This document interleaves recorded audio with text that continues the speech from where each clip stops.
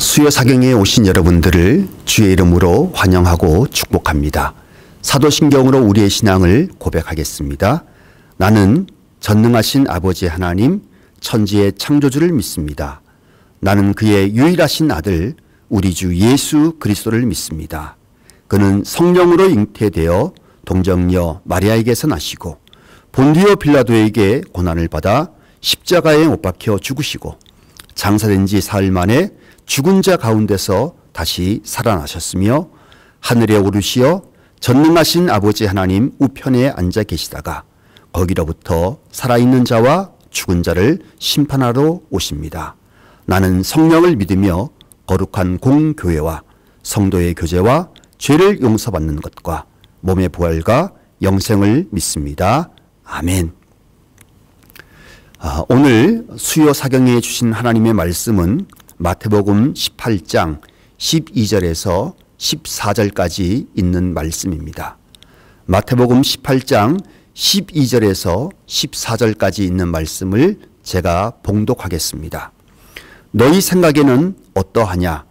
만일 어떤 사람이 양 100마리가 있는데 그 중에 하나가 길을 잃었으면 그 99마리를 산에 두고 가서 길 잃은 양을 찾지 않겠느냐?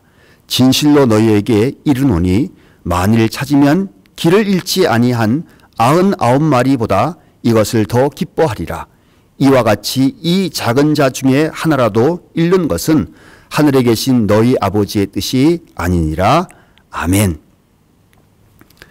마태복음 18장은 새로운 교회 공동체가 생겼을 때 그때 성도 간에 어떻게 관계를 해야 되는가에 대한 말씀입니다.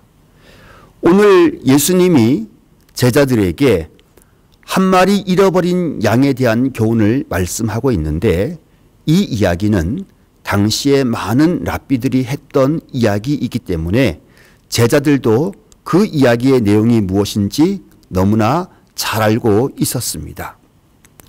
예전에 사람들이 살았던 시대는 공동체 사회였습니다. 우리나라도 그런 시절이 있었죠. 불과 한 50년, 60년 전만 하더라도 우리나라도 공동체 사회였습니다. 그래서 우리나라에서도 다른 마을 사람들은 우리 마을에 들어와서 살 수가 없었습니다. 이사를 온다거나 이사를 가는 것은 전혀 불가능했습니다. 왜냐하면 같은 씨족들끼리 모여서 사는 것이 정말로 부족 공동체, 씨족 공동체의 모습이었기 때문에 그렇습니다. 그래서 마을에서 쫓겨나거나 아니면 고아가 되면 그 사람은 살 수 있는 방법이 없었기 때문에 시장이나 큰 동네에 가서 노숙을 하거나 도둑질하면서 살아갈 수밖에 없는 형편이었습니다. 그리고 그의 미래도 너무나도 암울하고 언제 어떻게 죽을지 아무도 몰랐습니다. 그래서 예전에는 집에서 쫓겨나고 마을에서 쫓겨나는 것이 가장 두렵고 무서운 형벌이었습니다. 그래서 그 마을과 동네에서 쫓겨나게 되면 그 사람은 어느 곳에서도 받아들여지지 않고 고난의 삶을 살게 되기 때문에 그렇습니다.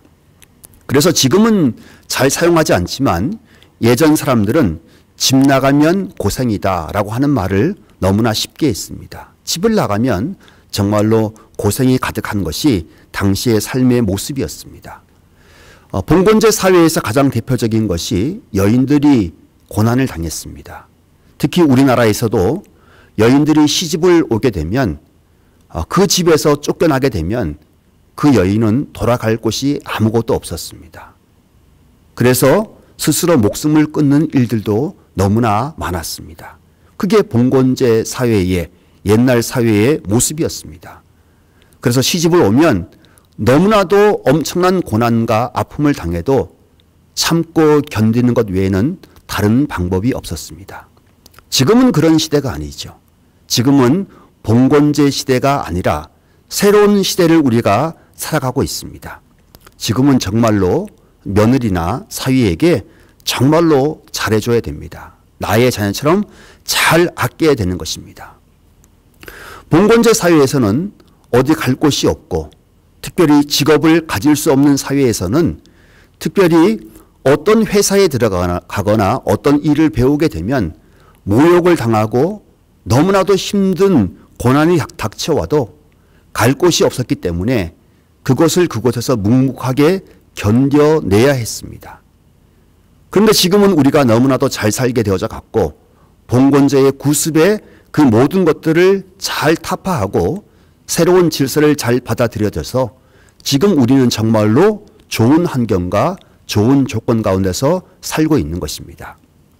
오늘 본문의 배경은 지금의 눈으로 보면 안 되고 우리나라 사회에서 한 100년 전쯤, 200년 전쯤의 눈으로 바라봐야 되는 것이고 또 2000년 전의 눈으로 바라봐야지만이 오늘 본문에 있는 말씀의 내용들이 이해되게 되는 것입니다.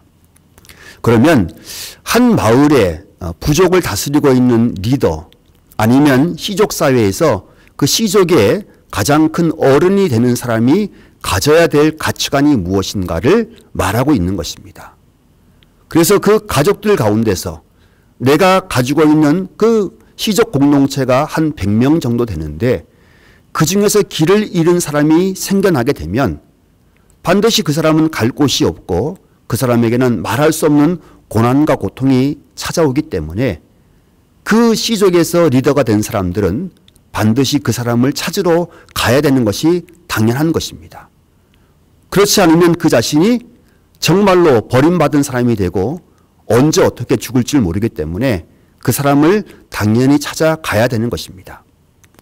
그리고 모든 리더가 되는 사람들, 그 부족 공동체에서 리더가 되는 모든 사람들이 그 한 사람을 찾아서 헤매는 그런 모습이 있게 되어져 갈 때 같이 살아가는 그 모든 사람들이 우리 부족이 소중한 공동체이구나 라고 생각하면서 그 부족이 더욱더 잘 되는 일에 협력하게 되기 때문에 반드시 리더가 가져야 될 덕목이 무엇이냐면 한 마리의 잃어버린 양을 최선을 다해서 찾는 것이 리더가 가져야 될 가장 큰 덕목이었습니다. 그래서 당시 예수님 당시에 많은 랍비들이나 아니면 마을 공동체의 리더라고 하는 사람들은 이 이야기들을 항상 이야기하면서 한 마리 양을 찾아 움직여가는 이야기를 모든 사람들에게 잘 했습니다. 그런데 예수님이 이 이야기를 다시 한번 하고 있는 것입니다. 그러면서 무엇을 이야기하고 있냐면 이 이야기 가운데서 하나님이 이런 모습의 하나님이시다. 그 이야기를 먼저 하고 있습니다. 하나님은 너희들이 부족 가운데서 한 마리 잃어버린 양을 찾으려고 노력하는 것이 리더의 덕목이라고 이야기하는 것처럼 하나님도 그런 분이라고 말씀하고 있는 것입니다. 세상 가운데 너희들이 죄인이라고 이야기하고 이방인이라고 얘기하는 그 모든 사람들을 하나님은 잃어버린 양이라고 생각을 하고 그 모든 사람들을 오늘도 찾아서 헤매인다라고 말씀하고 있는 것입니다. 하나님은 더 넓으신 분이시죠. 너희의 부족이 아니라 너희들이 세리와 죄인이라고 취급했던 그 모든 사람들까지 포함해져서 하나님은 그 모든 사람들을 찾으시는 분이시고 그 모든 사람들을 구원받게 하시는 분이 하나님이시다라고 하는 것입니다. 그러면서 이제 예수님은 또 다시 한 가지 의미를 더하게 되는 것이죠. 이와 같이 작은 자 중에 하나라도 잃는 것은 하늘에 계신 너희의 아버지의 뜻이 아니다라고 분명히 말씀하고 있습니다.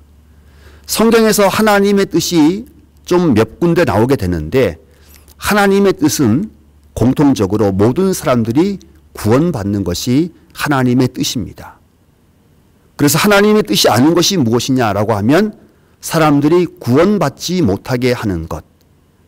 그래서 공동체 안에서 실족하게 하고 넘어지게 하는 것은 하나님의 뜻이 아니고 어떻게 하든지 간에 공동체 안에서 믿음 생활 잘하고 구원에 이르게 되는 것이 하나님의 뜻이다라고 하는 것이 성경에서 나오는 하나님의 뜻입니다. 이 모든 것을 우리가 잘 알고 있습니다. 모르는 사람들은 아무도 없죠. 그런데 우리 자신의 모습을 한번 잘 되돌아보면서 이 말씀을 우리가 잘 실천해 나가야 하는 것입니다. 우리 삶들 가운데서 사람들은 다 자기 자신을 의인이라고 생각을 합니다.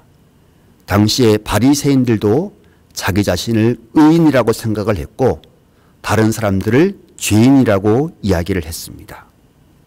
그러면 왜 사람들은 다른 사람들 의인의 그룹과 죄인의 그룹으로 선을 그어서 나누어 놓는가를 우리가 한번 잘 생각을 해봐야 됩니다. 왜 그렇게 하냐면 교만한 우월의식이 있어서 항상 자기 자신은 의인이고 다른 사람은 죄인이라고 생각하게 됩니다. 내 자신이 우월감이 있기 때문에 내 자신이 더욱더 높은 존재이고 저들은 죄인이기 때문에 그들을 멸시하고 그들을 비난하고 그들을 훈계하고 가르치려고 하는 것입니다. 이 우월의식을 가지고 하는 가르침과 훈계는 그 사람에게 더 큰 상처와 아픔을 항상 주게 됩니다. 그래서 아무리 부부 사이에 잔소리를 우월의식을 가지고 20년 30년 해도 그 가르침은 전혀 전해지지 않게 되는 것입니다. 그래서 항상 자기 자신을 잘 살펴보는 것이 정말로 중요합니다. 우리가 살아가는 사회에서도 이런 모습들이 자주 나타나게 됩니다. 가장 크게 정치적으로 사람들이 진보와 보수, 여당과 야당으로 나누어지게 됩니다. 그러면서 스스로 자기네 편이 의인이라고 생각을 하고 반대편을 죄인이라고 생각을 합니다. 그리고 나서 그들과 대화를 할 수 없는 이유는 내가 속해 있는 곳이 더욱더 우월하고 좋은 것이고 반대편은 악한 것이라고 생각을 하게 됩니다. 그래서 항상 반대편을 비난하고 정죄하면서 갈라지게 되는 것이죠. 그런 모습들이 우리 안에도 있게 되어져 가는 것입니다. 그런데 그것은 하나님의 뜻이 아니라고 분명히 말하고 있죠. 또 나타나는 모습 가운데 하나가 뭐냐면 자기 자신이 다녔던 학군을 자랑하는 경우들이 있죠. 그래서 학교를 레벨을 정해놓고 이 정도는 공부를 해야지, 이 정도는 나와야지 사람 대접을 받을 수 있어 라고 우월의식을 가지고 우월한 사람과 미천한 사람으로 나누는 생각들이 많이 있죠. 그런 것은 하나님의 뜻이 아닙니다. 정말로 조심을 해야 되는 것입니다. 또 많은 사람들이 고가의 명품들을 살려고 노력을 많이 합니다. 정말로 명품들, 좋은 물건들은 정말로 중요합니다. 왜냐하면 물건을 사보면 좋은 물건들은 한 10년, 20년 동안 쓸 수 있기 때문에 아주 효율이 좋지만 그런데 사치품으로 명품을 사는 경우들도 있습니다. 왜냐하면 나는 이 정도를 살 수 있는 우월한 사람이다 라고 하는 경우로 그렇게 사는 경우들이 많이 있는 것이죠. 그래서 내가 이 정도의 물건을 들고 다니면 사람들이 나를 우러러 볼 것이다 라고 착각을 하는 경우들이 많이 있습니다. 그것이 이제 우월감으로 다른 사람들을 차별하게 되는 것입니다. 예전에 바리새인들과 율법학자들은 아주 어려운 율법의 이야기를 하면서 그리고 율법을 잘 모르는 사람들을 비난하고 차별하는 일들을 행했습니다. 그런 모습들이 우리 삶의 모든 자리 가운데 다 있게 되는 것이죠. 우리 삶에서 모든 사람들이 구원에 이르고 모든 사람들이 존중받고 섬김받는 일들이 점점 힘들고 어려운 시대 가운데 있습니다. 그래서 내 자신을 잘 되돌아보고 내가 혹시 정치적인 생각을 가지고 반대편에 있는 사람들을 항상 비난하고 정죄하고 있지 않는가를 한번 잘 되돌아봐야 되는 것이고 내가 가지고 있는 학벌이나 내가 가지고 있는 지식을 가지고서 그 정도도 모른다고 사람들을 비난하고 차별하고 있지 않는가를 잘 생각을 해봐야 되는 것이고 내가 가지고 있는 물건을 가지고서 내 자신이 우월의식을 가지고 살지 않는가를 잘 생각을 해봐야 되는 것입니다. 그렇게 내 자신에 있는 우월의식들을 내려놓고 내 자신이 비난하고 정죄했던 사람들을 이해하려고 노력을 하고 그들을 보호하고 그들과 함께 살려고 하는 것이 하나님의 뜻이다라고 분명히 말씀하고 있는 것입니다. 오늘 본문에 있는 말씀, 다른 사람들과의 관계를 어떻게 가질 것인가 라고 하는 말씀입니다. 이 말씀의 핵심은 하나님의 속성인 사랑이죠. 우리 삶에 있어서도 제일 중요한 것은 사랑입니다. 우리의 삶에 있을 때 오늘 하루 어떤 사랑을 할까라고 계획을 세우면 내가 가족을 위해서 어떤 사랑의 삶을 살 것인가, 아니면 내 이웃을 위해서 내가 어떤 사랑의 삶을 살 것인가를 고민하고 그것 한두 개 실천하려고 노력하고 살면 우리의 삶은 더욱더 부여하고 풍요로워지게 될 것이고, 그 생각이 아니라 어떻게 하면 이 문제를 해결하고 이걸 어떻게 하면 고칠 수 있을까, 이게 좋은 생각이기도 하지만 거기에 잡혀가지고 삶을 살게 되어져 가면 우리의 삶이 힘들 때가 너무나 많습니다. 가장 중요한 사랑을 붙잡고 사는 것이 삶의 지혜이고 그것이 하나님의 뜻이고, 그렇게 살아갈 때마다 하늘의 축복들이 날마다 내 삶의 자리 가운데 쌓여져 가는 복된 삶이 되는 것입니다. 진성교회 성도 여러분, 정말로 하늘의 지혜, 하늘의 복을 받는 방법 아주 간단한데, 매일매일 내가 가족을 사랑하는 일들에 대해서 생각을 하시고 이웃을 사랑하는 방법을 생각하시고 그 일을 실천하면서 살아가시는 지혜로운 성도들 다 되시기를 간절히 축원합니다. 기도하겠습니다. 존귀하신 주님, 저희들이 수요 사경회를 기억하고 이 자리에 모이게 하심에 감사를 드립니다.